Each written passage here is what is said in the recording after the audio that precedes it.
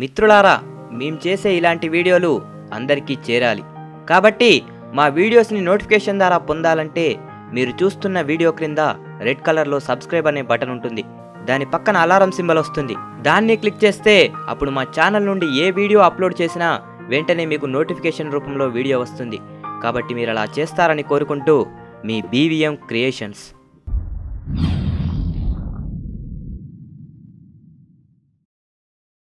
ఎందుకో కాస్త బాధగా ఉంది. రోజూ చూస్తున్న మనుష్యులే అయినా, ఆ మనస్తత్వాలే అయినా ఎంతగా అలవాటు పడిపోయినా ఏదో ఒక క్షణం ఆ బాధను పంచుకొనక తప్పడం లేదు.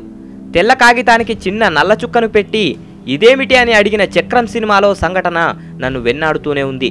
ఎందుకిలా మనం ఎదుటివారిలో తప్పునే ఎక్కువగా చూస్తున్నాం? కాస్తైనా మంచిని చూడలేకపోతున్నాం. మన మనసులు ఇంత సంకుచితంగా మిగిలిపోతున్నాయి. ఎందరిలో ఉన్నా మనకంటూ ఓ ప్రత్యేకత ఉండాలనుకుంటే ఎలా సరిపోతుంది? మనం చేసే పని వల్ల కానీ, మన వ్యక్తిత్వం వల్ల కానీ, మన హావభావాల ప్రకటన వలన కానీ, మన నడవడిక వలన కానీ మనకంటూ ఓ గుర్తింపు వస్తుంది. కానీ మనం చేసే ఇలాంటి కొన్ని పనుల వల్ల మనం జీవితాంతం కష్టపడినా మనకు మంచి గుర్తింపు రాదు. దానికి కారణం మనం రోజు దినచర్యలో చేసే ఇలాంటి పనులే. చెప్తాను వినండి. దేవుని హుండీలో వేయాలనుకుని పర్సు నుండి తీసిన 50 రూపాయల నోటు పెద్దదిగా తోస్తుంది. అదే నోటు సూపర్ మార్కెట్లో చిన్నదిగా కనిపిస్తుంది. గుళ్ళో గడిపే అరగంట ఎంతో ఆలస్యంగా గడుస్తున్నట్టుగా తోస్తుంది. టీవీ చూసే అరగంట వేగంగా గడిచినట్లు అనిపిస్తుంది.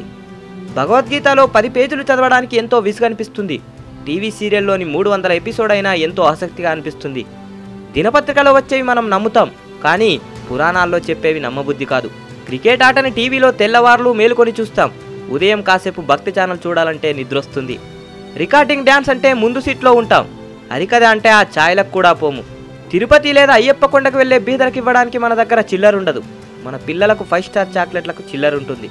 ఇంకా చెప్తాను వినండి. మరణం అందరికీ ఉంది, కానీ మరణించాలని ఎవ్వరూ అనుకోరు. ఈ రోజుల్లో అయితే పరిస్థితి ఇంకా విషమంగా ఉంది. భోజనం అందరికీ కావాలి, ఎవ్వరూ వ్యవసాయం చేయరు. నీరందరికీ కావాలి, నీటి వనరులు రక్షించడానికి ఎవ్వరూ ప్రయత్నం చేయరు. పాలు అందరికీ కావాలి, కానీ ఆవును పాలించాలని ఎవ్వరూ అనుకోరు. నీడ అందరికీ కావాలి, చెట్లను నాటాలని, వాటిని రక్షించాలని ఎవ్వరూ అనుకోరు. భార్య అందరికీ కావాలి, కానీ ఆడపిల్లలు పుట్టాలని, వారిని రక్షించాలని ఎవ్వరూ అనుకోరు. ఎందుకు ఇదంతా? పుట్టేటప్పుడు ఏదో సాధించాలని పిడికిలు బిగించి మరీ ప్రాణం పోసుకుంటాం.